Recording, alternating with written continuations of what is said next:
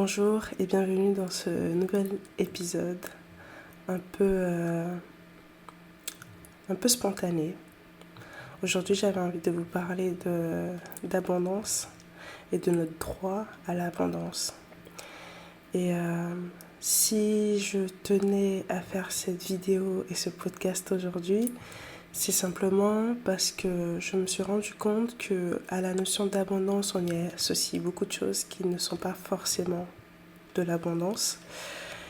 Et du coup, j'aimerais pouvoir apporter un éclairage sur ce que c'est, en tout cas en partant de ma compréhension. Et donc, pour moi aujourd'hui, je me rends compte, plus je chemine, on va dire, dans ma propre direction et plus j'ai envie de créer une vie sur mesure qui sort des sentiers battus, une vie où seul mon cœur me dicte la direction à prendre, seules mes envies m'orientent, seule ma joie me guide.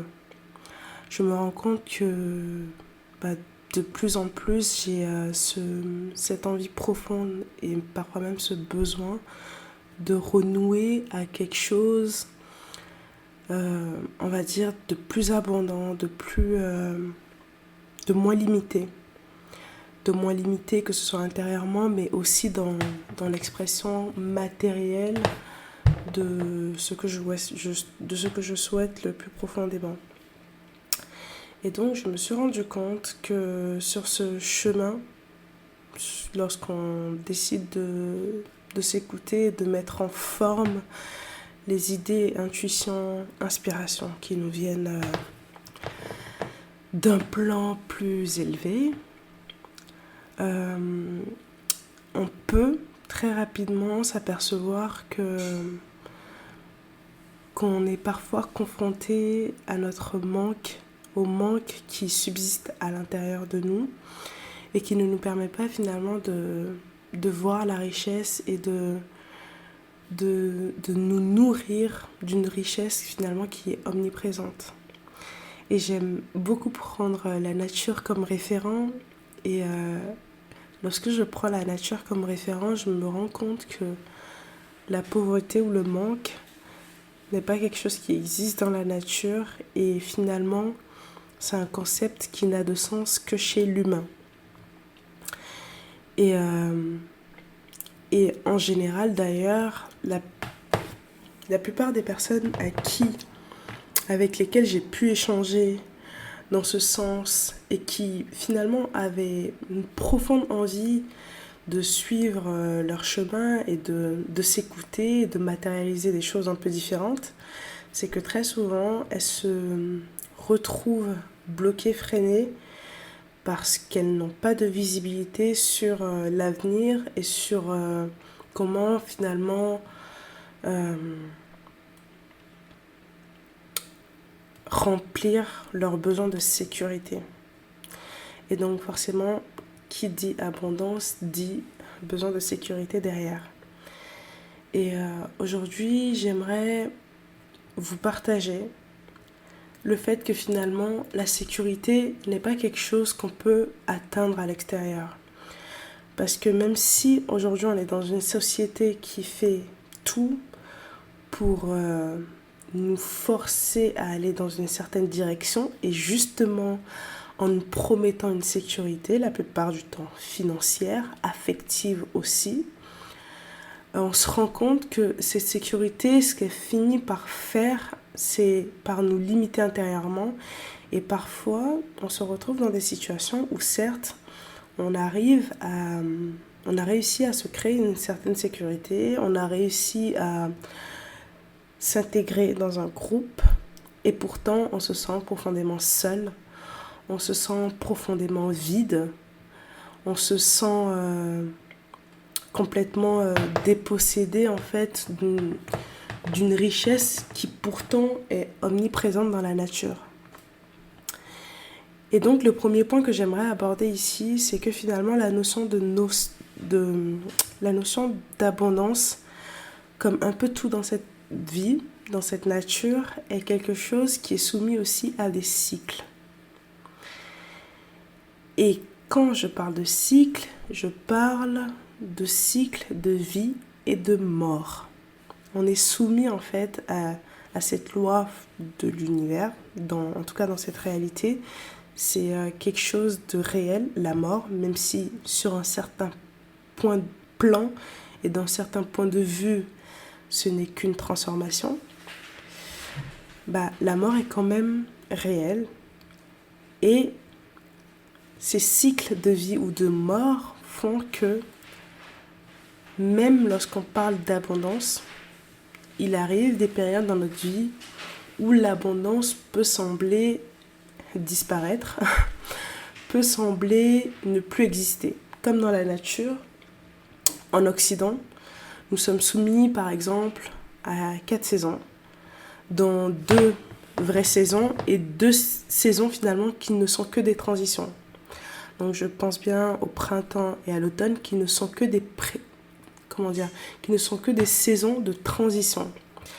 Donc on a d'une part l'hiver qui représente la mort, où en apparence il n'y a rien de vivant, où en apparence tout est mort et tout est figé.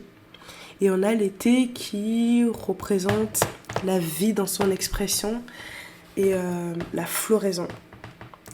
La période où la nature s'autorise à faire un mouvement de l'intérieur vers l'extérieur pour offrir finalement au monde ce qu'elle porte à l'intérieur d'elle-même. Et en fait, avec l'abondance, finalement, c'est la même chose. Seulement, on vit dans une société où on attribue aux gens une valeur qui, la plupart du temps, est liée à ce qu'ils font ou à ce qu'ils ont, ou aux deux. Et donc, on a fini par donner plus de valeur aux personnes qui arrivaient, par exemple, à dégager beaucoup d'argent, à produire et à accumuler beaucoup d'argent. Et en parallèle, les personnes dans cette société qui n'ont pas beaucoup d'argent peuvent se voir attribuer une valeur plus moindre à travers le regard des gens. Et une façon très simple de remarquer ce phénomène est que je suis sûre qu'il vous est déjà arrivé de rencontrer de nouvelles personnes et qui vont du coup systématiquement vous demander ce que vous faites dans la vie. Et en général, cette question, c'est pour que les personnes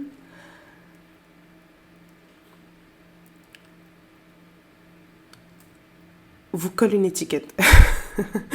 C'est pour que les personnes finalement décident de vous attribuer une certaine valeur parce qu'elles estiment que si vous avez réussi à faire tel métier ou si vous réussissez à avoir un tel salaire par mois, c'est que vous êtes quelqu'un de valeur, etc.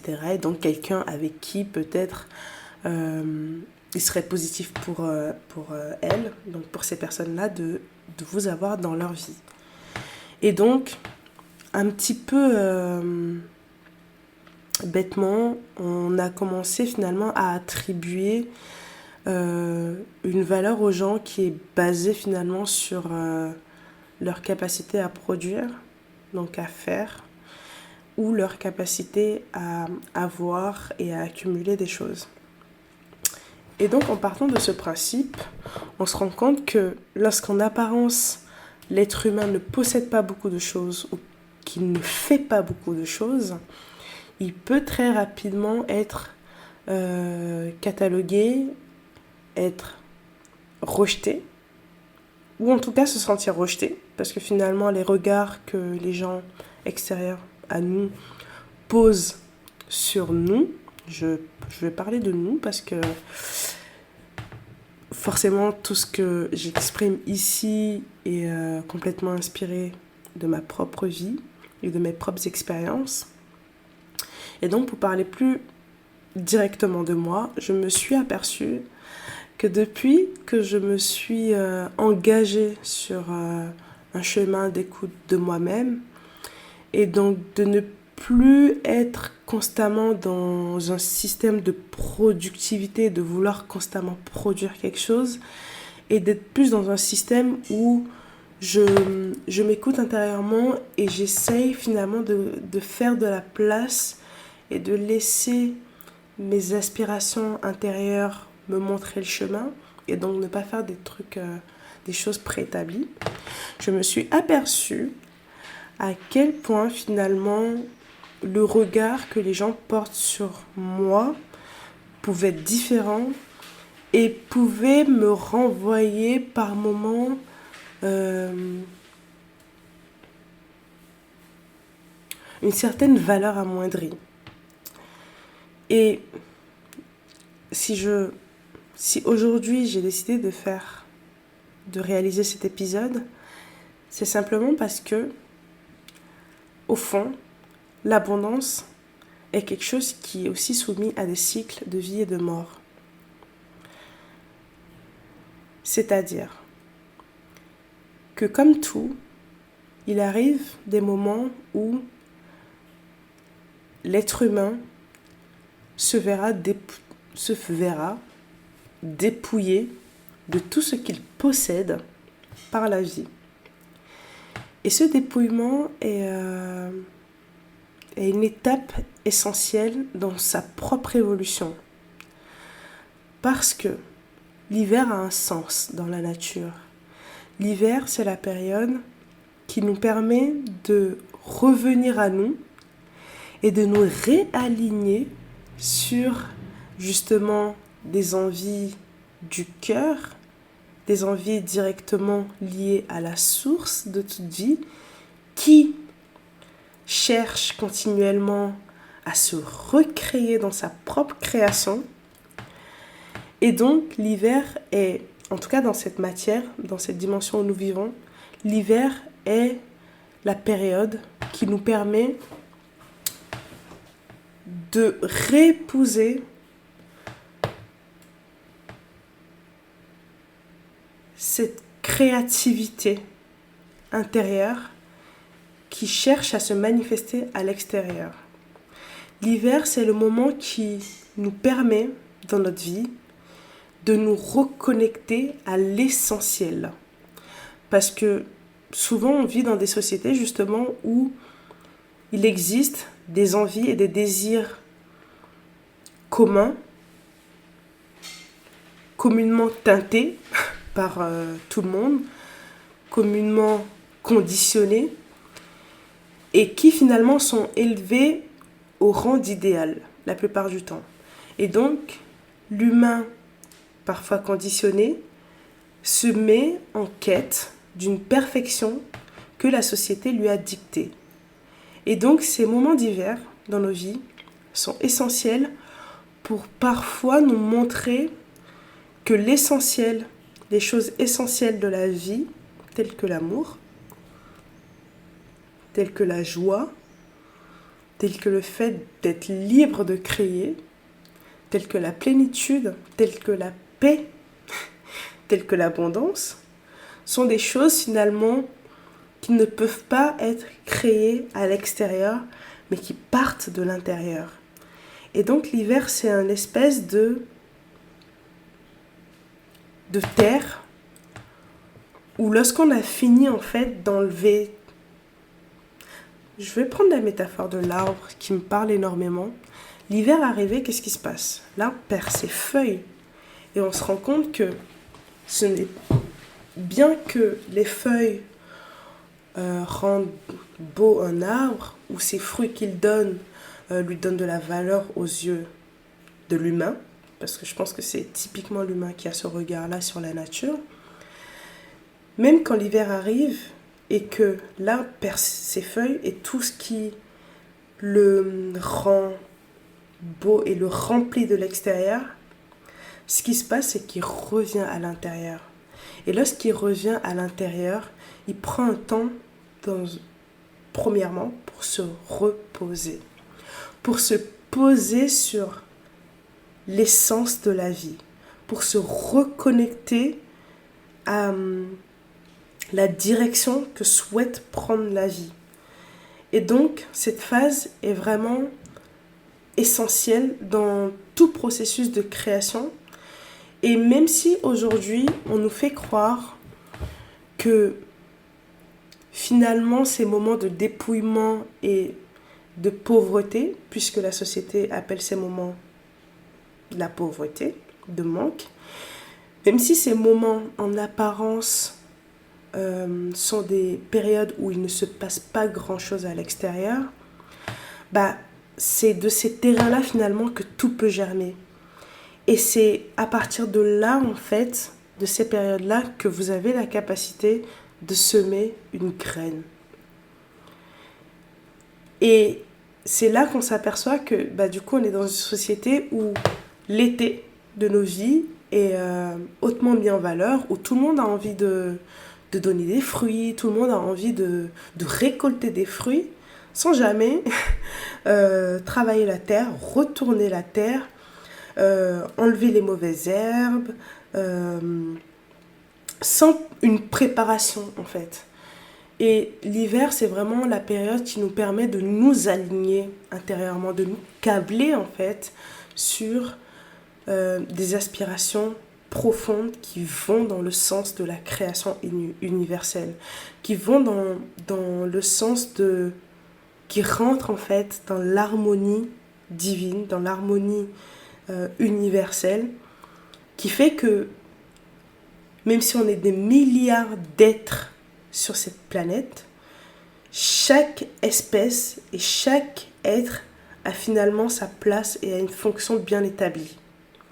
Et en tant qu'humain, on a aussi un rôle à jouer dans la création.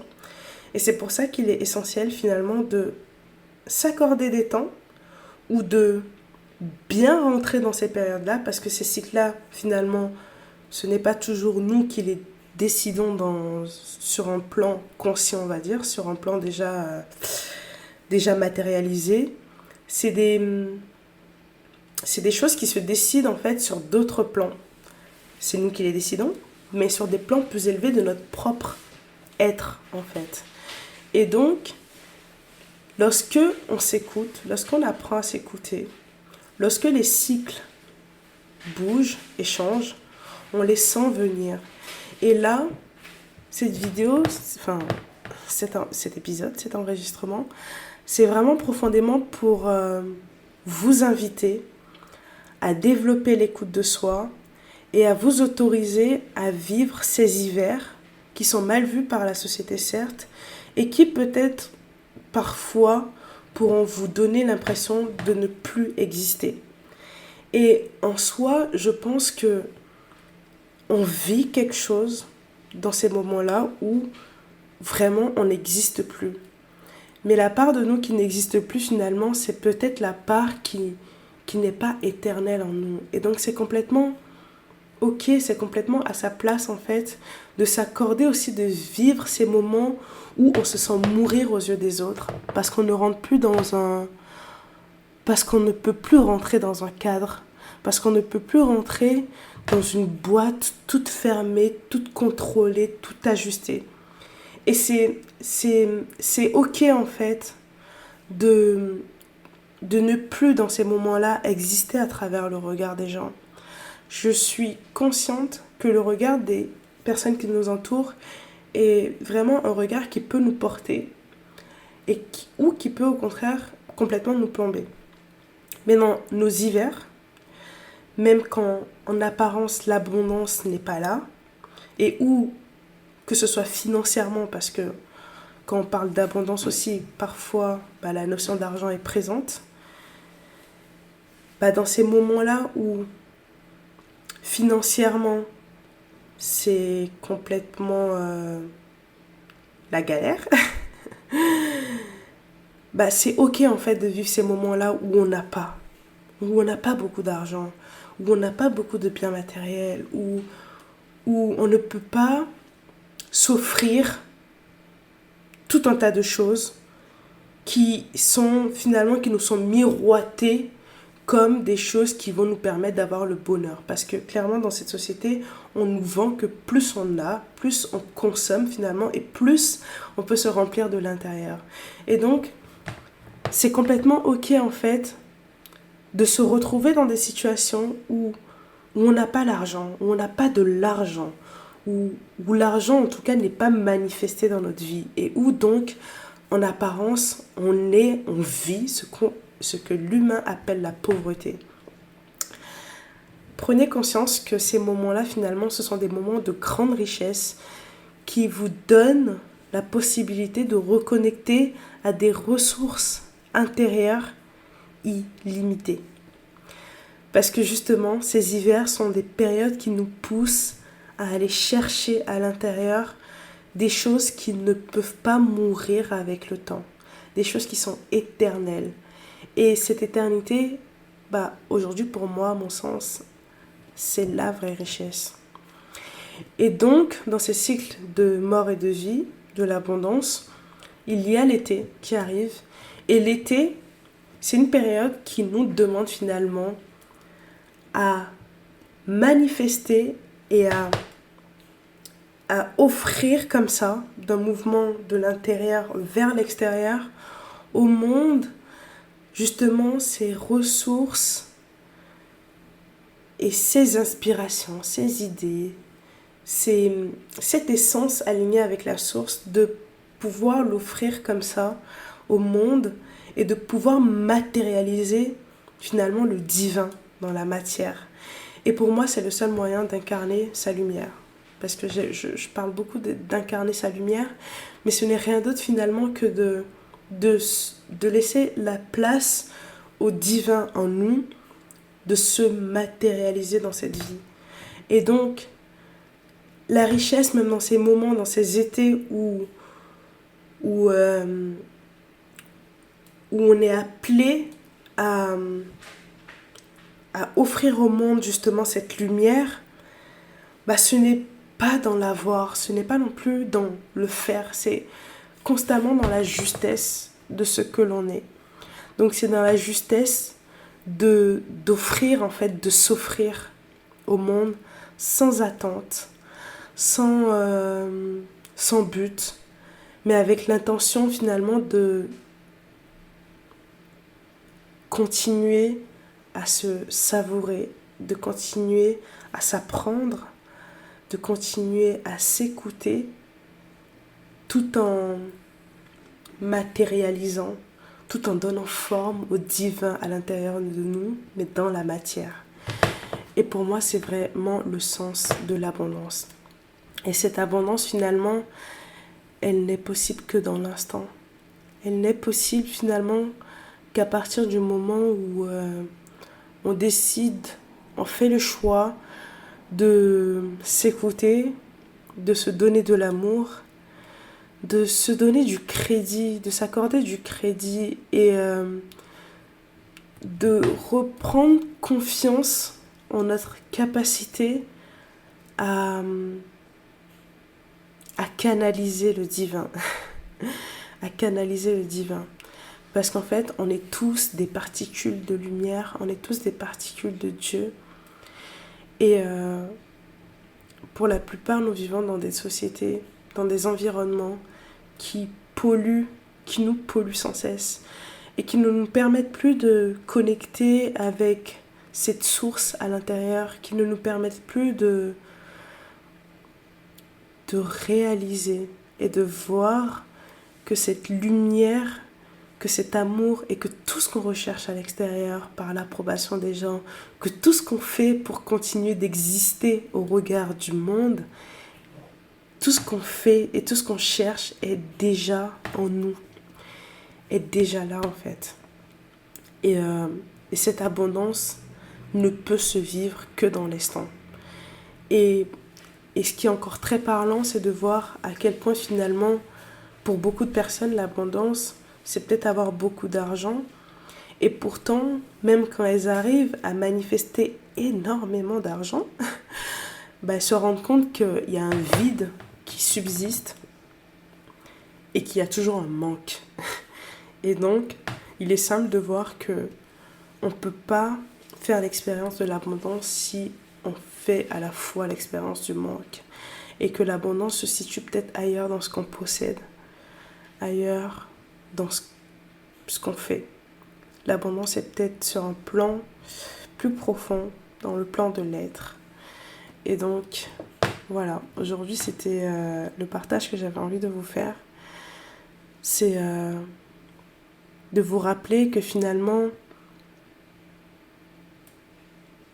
ce n'est pas grave si vous traversez des périodes, des moments où aux yeux du monde, à cause de vos choix, à cause de vos choix de vie, de vos choix, de vos positionnements intérieurs, si vous vous sentez rejeté.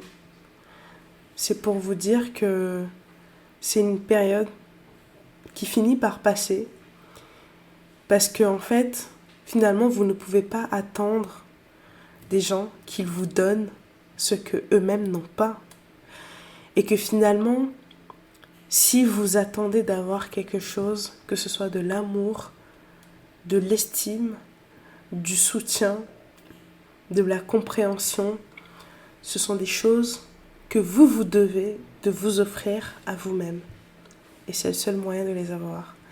Et c'est le seul moyen de faire l'expérience de l'abondance. Donc voilà, j'espère que ce partage vous parlera.